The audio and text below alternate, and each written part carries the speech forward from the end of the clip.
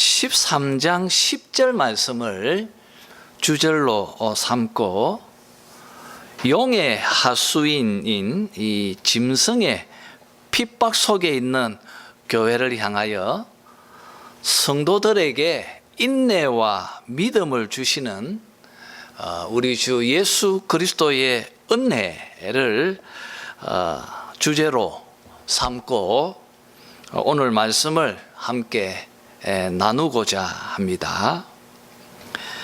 자, 그러면 이제 오늘 본문의 내용들을 순서대로 살펴보았으면 합니다. 여러분, 1절을 보시면 바다에서 한 짐승이 나왔다고 그렇게 말씀이 시작되어지고 있습니다. 바다에서 짐승이 나왔습니다. 이 말씀은 12장 12절 말씀을 그 말씀에 대한 결과로 여겨집니다. 제가 한번 12장 12절을 읽겠습니다. 그러므로 하늘과 그 가운데에 거하는 자들은 즐거워하라. 그러나 땅과 바다는 화가 있을진저 이는 마귀가 자기의 때가 얼마 남지 않은 줄을 알므로 크게 분내어 너희에게 내려갔음이라. 그렇게 말하고 있습니다. 여러분, 땅과 바다는 화가 있습니다. 왜냐하면 땅에서 짐승이 나오고 또 바다에서도 짐승이 나올 것이기 때문입니다. 그리고 이 짐승은 자신의 때가 얼마 남지 않은 줄 알므로 교회를 향하여 분풀이를 할 것이기 때문입니다.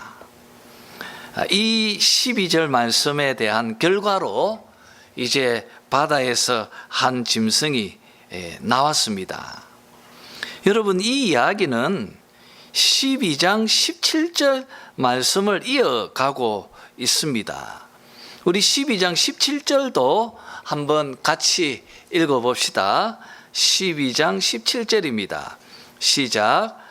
용이 여자에게 분노하여 돌아가서 그 여자의 남은 자손 곧 하나님의 계명을 지키며 예수의 증거를 가진 자들과 더불어 싸우려고 바다 모래 위에 서 있더라.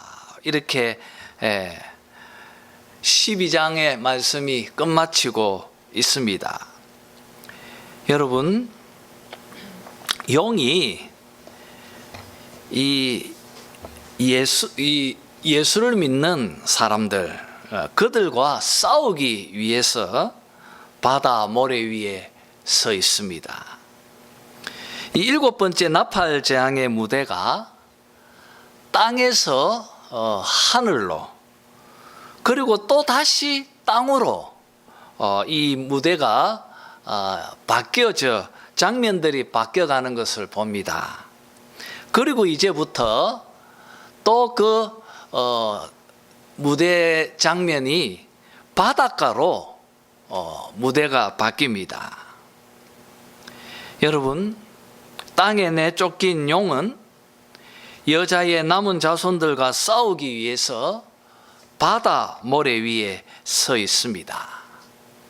그리고 용은 바다 속에서 한 짐승을 불러내고 있습니다. 여러분, 이 12장 13장에서 나오는 이 무대, 하늘, 땅, 바다, 이것은 유대인들이 생각하고 있는 공간의 개념입니다. 이것은 우리가 교독했던 십계명 제2계명에 보시면 위로 하늘에 있는 것이나 아래로 땅에 있는 것이나 땅 아래 물속에 있는 것에 어떤 형상도 만들지 말며라고 하는 이 말씀처럼 하늘, 땅, 그리고 땅 아래, 이것이 유대인들이 가지고 있었던 이 공간의 하나의 어떤 자기 세계관이었습니다. 그리고 여러분, 하늘에는 누가 거합니까? 하늘에는 하나님이 거하시고, 그리고 땅은 바로 피조물들이, 또 우리 인간들이, 사람이 거하는 영역입니다. 그리고 땅 아래, 물속, 그리고 땅속, 물속, 이곳은 사단과 악마의 영역으로 그들은 이해했습니다. 이렇게 여러분, 하늘에서 쫓겨난 용이 땅으로 내려가서 이제 바닷가에 서 있습니다. 그리고 바닷속 깊은 심연에서 짐승을 불러내고 있습니다. 여러분, 오늘 본문은 이 짐승이 누구인지에 대해서 그 생김새로 아주 상세하게 설명하면서 짐승이 누구인지를 우리로 하여금 느끼게, 또 추측하게 만들고 있습니다. 1절, 2절이죠. 짐승에 대한 모습들을 서술하고 있습니다. 자, 봅시다. 1절에 보면 먼저 뿔이 열입니다. 바다에서 올라온 이 짐승은 뿔이 10개입니다. 그리고 머리가 7입니다. 그리고 그 뿔에는 10개의 왕관이 또 씌어져 있고, 그 머리에는 신성모독하는 이름이 있더라고 그렇게 말하고 있습니다. 여러분, 1절에서 이 바다에서 온 짐승을 서술할 때 뿔이 먼저 언급되었다는 것을 여러분 먼저 유의해야 할 것입니다. 뿔의 목적은 무엇입니까? 뿔의 목적은 싸우는 데 사용합니다. 동물들은, 이 짐승은 뿔로 자신의 힘과 능력을 과시하고 또 전달합니다. 그런데 여러분, 이 뿔이 완전수인 7개보다 더 넘어가 있는 충만한 꽉 차 있는 숫자, 이 10으로 설명하고 있습니다. 10개의 뿔, 무엇을 말하는 것입니까? 지금 이 짐승은 너무나 과도한 힘을 지니고 있다는 것을 지금 상징적으로 말하고자 하는 것입니다. 이 짐승은 매우 두렵습니다. 매우 잔혹하고 또 파괴적인 사람일 것이라고 여겨집니다. 용은 뱀, 곧 사탄이라고 했습니다. 그러면 바다 속에서 올라온 이 짐승은 무엇입니까? 우리는 이 짐승의 정체를 조금 더 알기 위해서 그 모습과 또 그 행동들을 살펴봐야 하겠습니다. 먼저 여러분, 우리가 뿔은 설명을 드렸습니다. 뿔이 10개고 머리가 7입니다. 머리가 7입니다. 머리는 권위를 성경에서는 상징하고 있습니다. 머리가 7입니다. 완전한 권위를 가지고 과시하는 사람일 것입니다. 어쩌면 요즘으로 말하면 초강대국의 어떤 국가 원수쯤 되지 않겠습니까? 그 뿔에는 왕관이 10개가 씌어져 있습니다. 원래 왕관은 어디에 씁니까? 원래 왕관은 머리에 쓰는 것이 자연스러운데, 오늘 본문은 이 짐승은 왕관이 뿔에 씌어져 있다고 말하고 있습니다. 무엇을 말하고 있는 것이죠? 이것은 그 왕관을 자신의 뿔의 힘으로 쟁취한 것을 지금 보여주고 있습니다. 그리고 그 머리에는 신성모독적인 이름들이 있다고 말합니다. 이것은 이 짐승은 스스로 하나님이 되고 싶어 하는 사람, 자신의 힘을 사용해서 스스로 영광을 구하는 존재, 우리가 그렇게 정의할 수 있을 것입니다. 자, 계속해서 2절의 이 서술들을 살펴봅시다. 요한이 본 이 짐승은 표범과 비슷하다고 말합니다. 표범의 상징은 무엇입니까? 매우 빠릅니다. 빠른 속도와, 그리고 갑자기 또 몰래 먹이를 낚아채는 교활함도 있습니다. 그리고 그 발은 곰의 발과 같다고 말하고 있습니다. 곰이 뒷다리로 굳게 서서 앞다리로 공격하는 모습을 한번 상상해 보시기를 바랍니다. 얼마나 강력합니까? 무섭습니다. 공포가 느껴집니다. 그리고 그 입은 사자의 입과 같다고 말하고 있습니다. 먹이를 뼈채 씹고 있는 사자의 모습을 떠올려 보시기를 바랍니다. 정말 이 짐승은 매우 공격적이고 또 자비가 없는 무자비한 어떤 그런 사람, 존재인 것처럼 보여집니다. 이런 짐승에게 용은 2절 하반절 표현처럼 자기의 능력과 보좌와 큰 권세를 그에게 주었다고 말하고 있습니다. 무엇을 말하는 것입니까? 용과 짐승, 바로 사단과 그 사단에 사로잡혀 있는 어떤 사람, 어떤 존재, 이 둘은 매우 깊은 영적 결합을 가지고 있는, 함께 동맹관계에 맺고 있다는 것을 2절이 말하고 있습니다. 여러분, 이 짐승은 무엇을 상징합니까?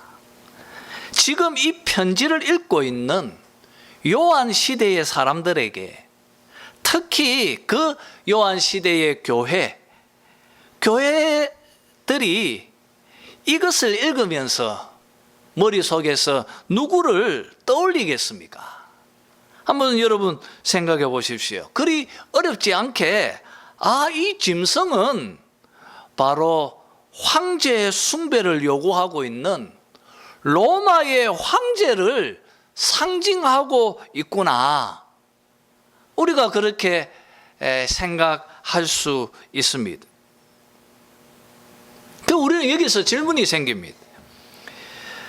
그냥 사도 요한이 계시록을 적을 때 사도 바울처럼요, 어떤 교회를 향하여 서신을 적을 때처럼 바울이 사단, 그리고 로마의 황제, 이렇게 좀 명확하게 적으면 오해가 없을 것 같은데, 왜 요한은 이 서신을 적으면서 이렇게 묵시의 형태로 온갖 상징으로 암호화해서 왜 이렇게 어려운 책을 기록했는가? 그냥 바로 직설적으로 말하면 좋지 않을까? 우리가 그런 생각을 갖습니다.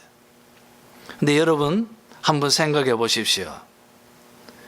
지금 소아시리아와 이 유대 땅, 지금 이 온 세계가 로마의 통치를 받고 있고 로마의 속국에 지금 살고 있습니다.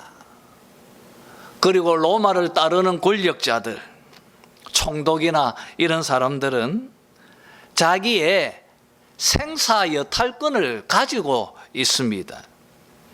어떻게 그들이 나쁘다고 하는 것을 직접적으로 묘사할 수 있겠습니까?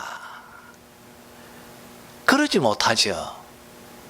그래서 상징화해서 읽고 있는 독자들, 자기들만 알 수 있도록 지금 이 책을 기록한 것입니다.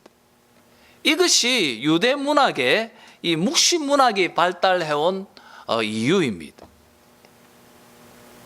자, 이렇게 우리는 짐승이 무엇을 상징하고 있는지 또 1절, 2절 말씀을 통하여서 우리가 이 짐승이 어떤 일을 하고 또 어떤 존재인지를 우리가 생각해 보았습니다. 우리 계속해서 3절 말씀을 이어가 보았으면 합니다. 여러분, 3절을 보면 그의 머리 하나가 상하여 죽게 된 것 같다고 말합니다. 또 그러나 그 죽게 되었던 상처가 나아서 온 땅이 놀랍게 여겨서 짐승을 따랐다. 꼭 그렇게 말하고 있습니다. 짐승이 입은 치명상은 무엇이겠습니까? 무엇을 말하는 것입니까? 여러분, 우리는 12장에서 이미 보았습니다. 지금 이 말씀은 12장 내용을 지금 정리하고 있다고 생각하시면 되겠습니다. 12장에서 보았던 것처럼 용은 이미 패배했습니다. 용과 짐승은 하나로 결속되어 연합되어져 있습니다. 용의 패배는 곧 누구의 패배입니까? 용의 패배는 곧 짐승의 패배이기도 합니다. 용은 패해서 하늘에서 쫓겨났습니다. 여자의 후손이 뱀의 머리를 상하게 했습니다. 예수 그리스도의 이 십자가와 부활이 용과 짐승들에게 치명타를 가했습니다. 그리스도께서 하늘에 승천하셔서 용을 땅으로 내쫓았습니다. 이것이 바로 3절에서 먼저 짚어놓으면서 이 책을 읽고 있는 독자들에게 한 번 더 기억을 상기시키고 있습니다. 용은 이미 패했다. 용은 이미 십자가와 부활로 패했다. 여러분, 3절에서 머리 하나가 상하게 되어 죽게 된 것 같다는 말 속에서 요한은 우리들에게 짐승과 용은 이미 패한 존재라는 것을 한 환기를 시키고 있습니다. 그러나 이 죽게 되었던 상처가 나았습니다. 무엇을 말하는 것입니까? 여러분, 이 용이 땅으로 쫓겨났습니다. 그리고 용은 땅에서 짐승을 불러들입니다. 바다에서, 땅에서 짐승을 불러내어서 이 짐승을 조종하면서 사람들을, 교회를 아주 체계적으로 집요하게 핍박하게 되어집니다. 지금 바로 그것을 말하고 있는 것입니다. 마치 이 땅은, 이 세상은 용과 짐승의 세상인 것처럼 비춰지게 되어진다는 것입니다. 3절은 그것을 표현하고 있습니다. 온 땅이 놀랍게 여기면서 짐승을 따릅니다. 그리고 4절에서 용이 짐승에게 무엇을 줍니까? 권세를 주고 있습니다. 힘을 주고 있습니다. 용이 사람들을 자기 통제권 안에 관할하기 위해서 짐승을 세웠고, 그리고 그 짐승을 통하여서 온 세상과 온 나라와 권세와 민족들을 지배하고 다스리기 시작했다는 것입니다. 이것을 위해서 용은 4절에 있는 표현처럼 짐승에게 권세를 주었습니다. 온 세상이 용을 경배하고 또 짐승을 경배합니다. 어떻게 경배합니까? 4절에 있는 표현처럼 이르되 누가 이 짐승과 같으냐? 누가 능히 이와 더불어 싸우리요? 이렇게 말하고 있습니다. 이 말씀은 시편 89편 6절의 말씀을 차용하고 있는 것입니다. 능히 여호와와 비교할 자 누구며 신들 중에 여호와와 같은 자 누구리까? 시편 89편 6절의 말씀을 지금 차용하면서 세상 사람들이 짐승을 마치 여호와 하나님처럼 경배하고 섬기고 있다는 것을 말하고 있습니다. 스스로 하나님이 되고 싶어 하는 짐승. 이 짐승은 5절에 있는 표현처럼 스스로를 과장합니다. 스스로를 매우 과장하고 있습니다. 그러면서 짐승은 마치 자기가 하나님인 듯 신선모독을 서슴지 않고 있습니다. 내가 신이다. 내가 신이다. 나를 경배하라. 마치 로마의 황제 숭배처럼 그렇습니다. 네로가 또 수많은 로마의 황제들이 외쳤던 그 말과 동일합니다.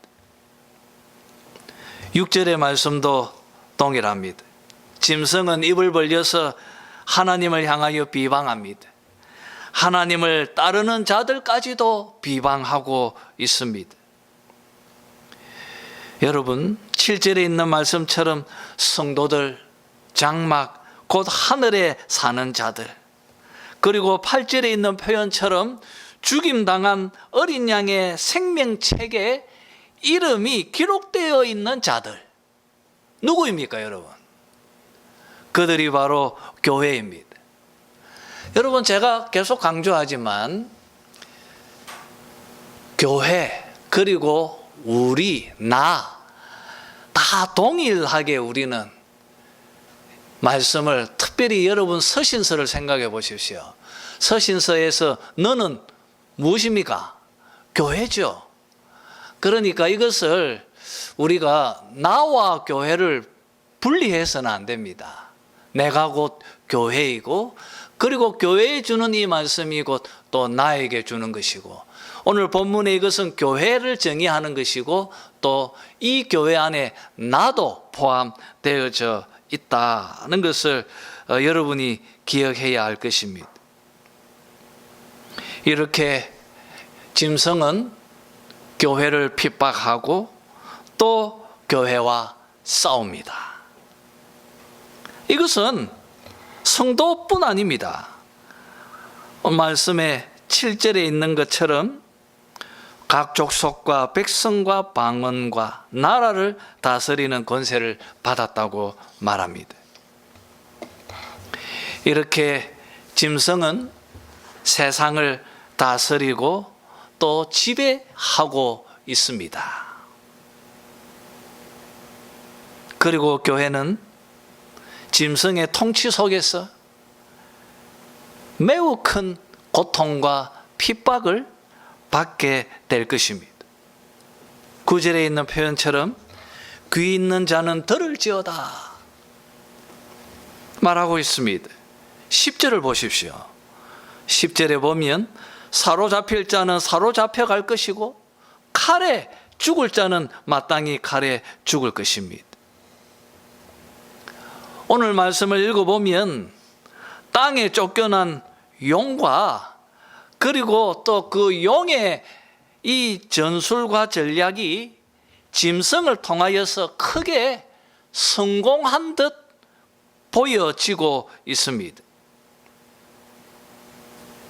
여러분, 12장 17절에 있는 표현처럼 용은 그 여자의 남은 자손, 곧 하나님의 계명을 지키며 예수의 증거를 가진 자들과 더불어 싸우려고 지금 용이 짐승을 불러내었고, 그리고 그 짐승을 통하여서 세상을 지배하고 세상을 다스리려 하고 있고, 그리고 그 힘 앞에서 교회는 큰 핍박과 고통을 겪습니다.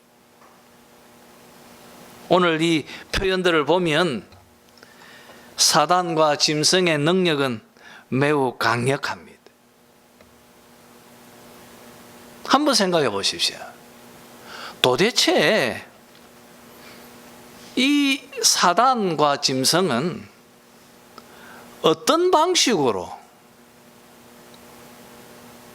인간을 사로잡고 지배하고 자기의 영향력을 미칠까? 이들의 전술 전략은 무엇일까? 도대체 이 짐승은 그리고 용은 이 세상을 장악하고 통제하기 위해서 어떤 전술 전략을 사용할까? 우리는 이것을 에베소서 2장 1절에서 3절 말씀에서 잘 알게 되어집니다. 한번 읽어볼까요? 에베소서 2장입니다.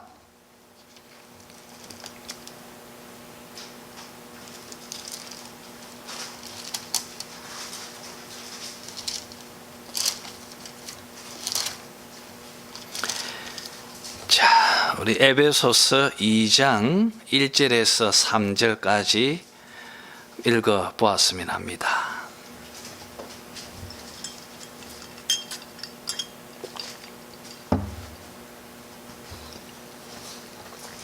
한 목소리로 다 같이 읽겠습니다. 시작. 그는 허물과 죄로 죽었던 너희를 살리셨도다.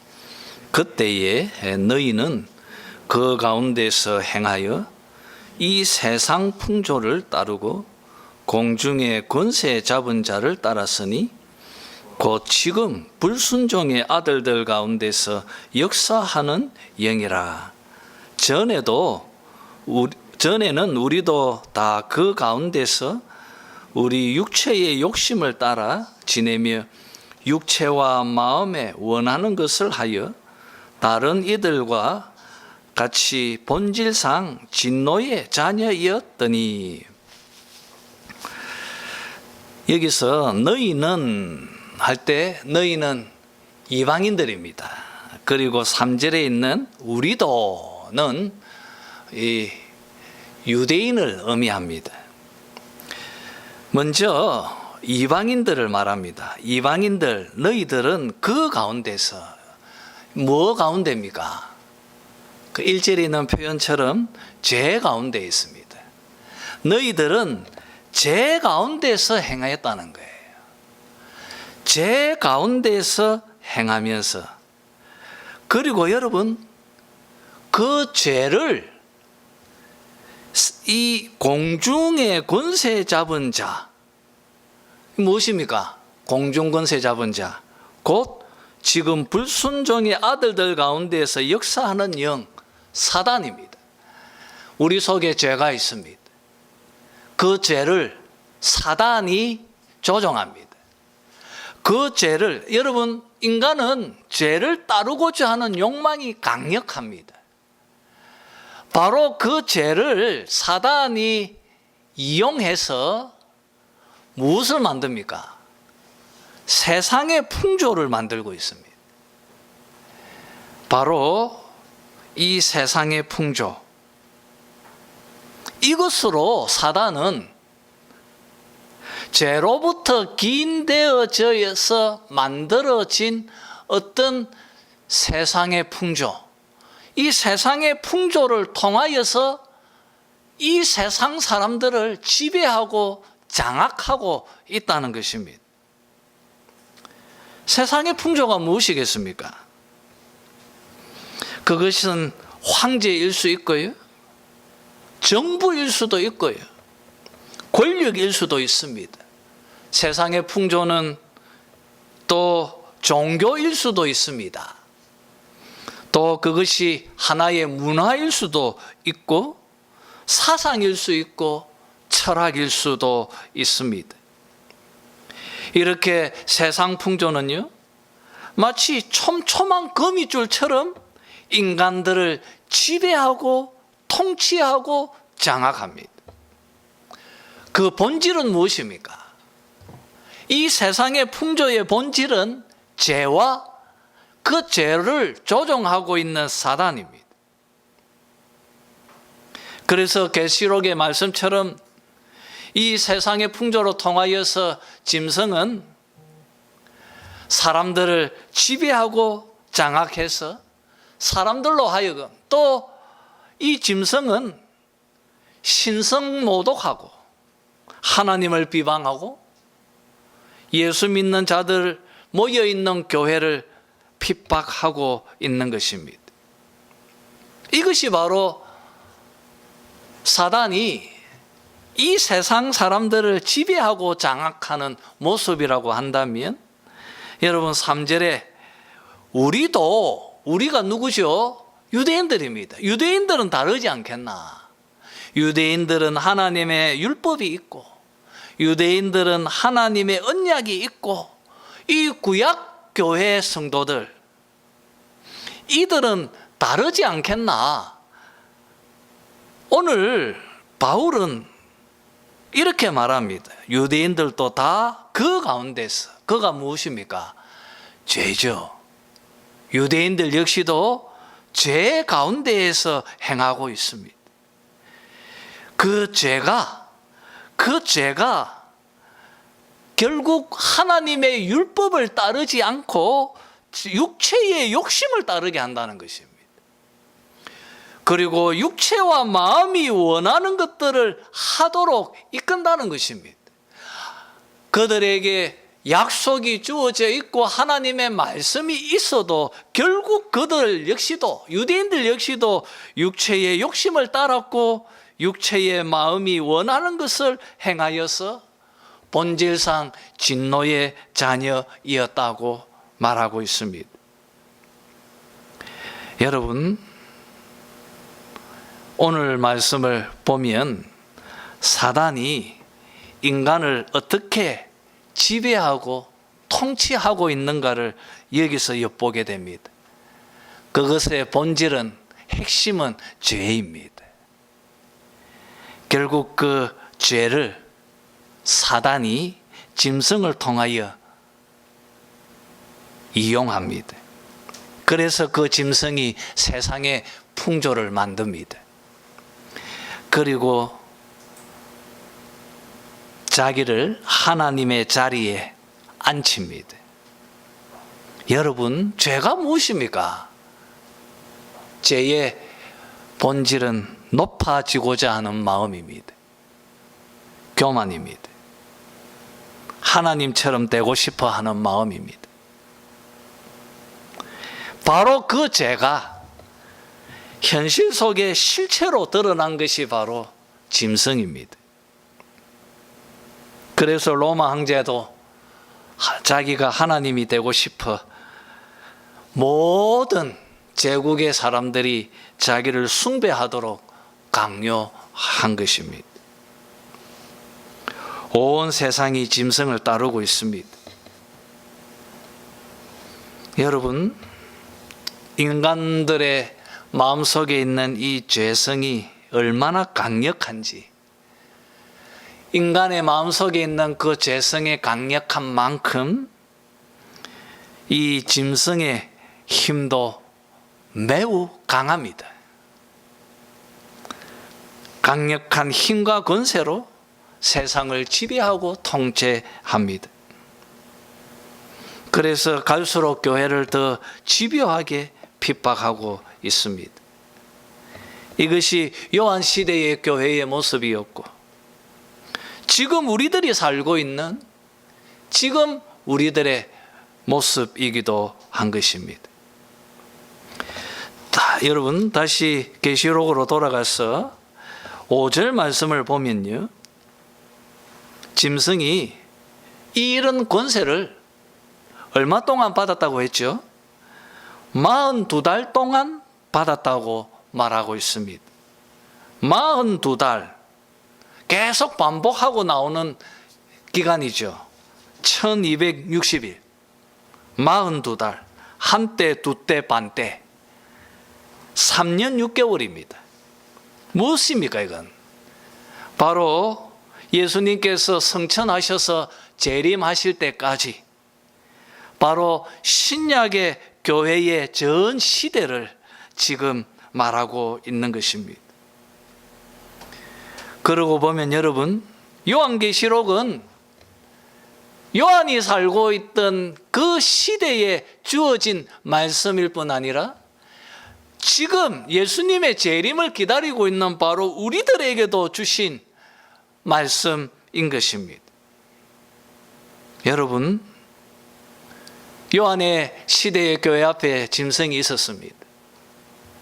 로마의 황제의 모습으로 서 있었습니다. 그리고 지금 우리들 앞에도 짐승이 있습니다. 항상 짐승은 역사 속에서 존재해 왔습니다. 우리 가깝게 히틀러가 있겠죠. 일본의 천황도 있을 것입니다. 공산주의자였던 스탈린도 있을 것이고요. 우리나라에는 또 김일성도 있을 것입니다. 항상 짐승은 우리 곁에서 우리의 재성을 이용해서 우리를 세상 풍조와 욕망으로 조종해서 다스리고 지배해 갑니다. 이렇게 강력한 짐승의 힘의 권세 앞에서 교회는 희망이 없을까요, 여러분? 어떻습니까? 우리는 어떻게 이 영적 싸움을 승리해 갈 수 있겠습니까? 어떻게 해야 합니까? 이 강력한 짐승의 힘 앞에서 교회는 어떻게 해야 합니까? 오늘 말씀은 여기에 답을 10절에서 주고 있습니다. 오늘 우리가 다루고 있는 오늘 설교의 주제이기도 하죠. 힘이 있어 보여도 교회는 지지 않을 것입니다. 교회가 가지고 있는 복음이 그것을 정언하고 있고 약속하고 있습니다. 여러분, 교회 안에 성도들의 인내와 믿음이 있습니다. 성도들의 인내와 믿음이 있습니다. 그래서 교회는 사단에게, 이 짐승에게 지지 않을 것입니다. 그리고 교회에는 복음이 주어져 있습니다. 복음은 무엇입니까? 사단은 이미 패했다는 것입니다. 영은 이미 하늘에서 패하여 땅에 쫓겨났다고 말하고 있습니다. 영은 지금 허락받던 기간 동안만 또 짐승을 통하여서 더 치밀하게 교회를 분풀이하고 있을 뿐입니다. 그들은 이미 패했습니다. 이것이 복음입니다. 그들은 이미 영적 싸움에서 패한 자들이다. 너희들은 너희들에게 주어져 있는 이 복음을 굳게 믿고 붙잡으라. 너희들에게 그 믿음이 있다면 너희들은 견디고 인내할 수 있다. 지금 말하고 있는 것입니다. 사도 요한은 짐승이 자유로운 존재가 아니고 짐승 역시도 하나님의 통제권에 있고 예수 그리스도의 다스림 가운데 있다는 것을 오늘 본문이 세밀하게 밝히고 있습니다. 여러분 5절을 보시면 끝에 42달 동안 일할 권세를 받으니라 라고 되어져 있죠. 권세를 받으니라.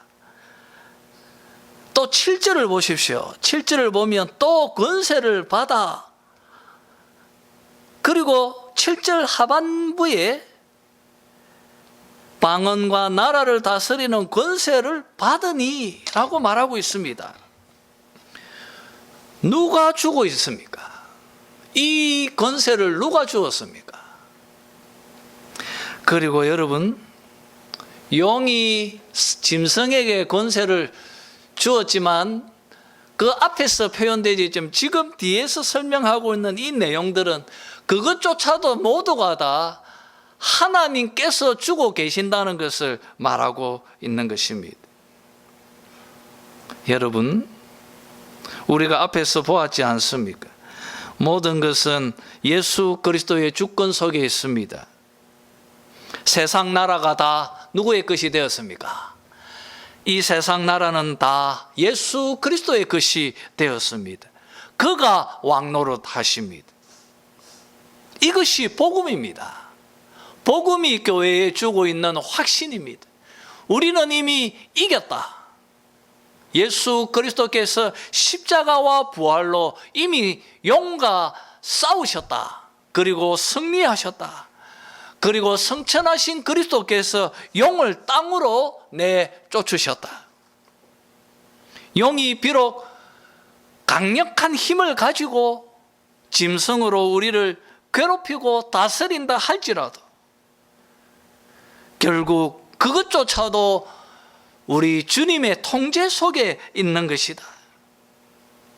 그러니 너희들은 복음을 굳게 붙드는 믿음이 필요하다. 믿음이 필요하다.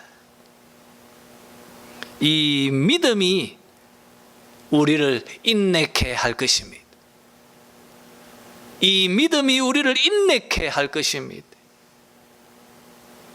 우리는 지금 이스라엘 백성들이 출애굽해서 광야길을 걸어가고 있는 것과 똑같이 지금 요한계시록은 그것을 지금 쭉 그리고 있지 않습니까? 우리가 다 지금 광야의 여정길을 걸어가고 있습니다. 이 광야 속에서 수많은 일들이 있습니다. 이 광야의 길을 걸어가는 우리에게 필요한 것 믿음입니다.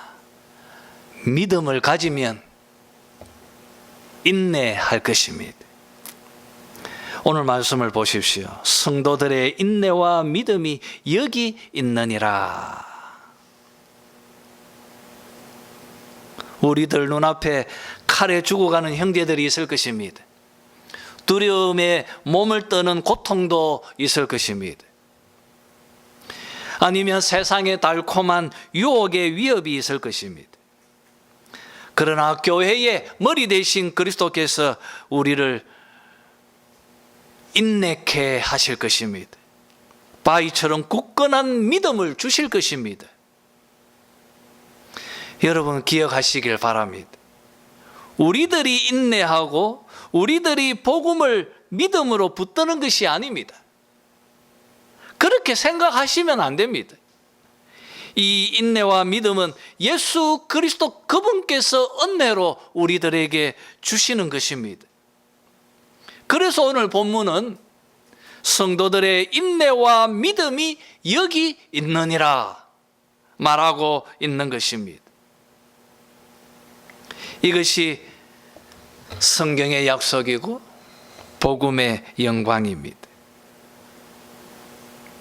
여러분들이 인내하고 여러분들이 강하기 때문이 아니라 주님께서 신실하시고 주님이 바로 강하시고 왕이시기 때문입니다. 그가 여러분을 보존해 주시고 지켜 주실 것입니다. 아무리 짐승이 날뛰고 있어도 주께서 여러분을 지켜주실 것입니다. 여러분은 이미 이긴 자들입니다. 이 믿음으로 이 영적 싸움을 승리하는 성도들이 다 되시기를 주님의 이름으로 축원합니다. 기도하도록 하겠습니다.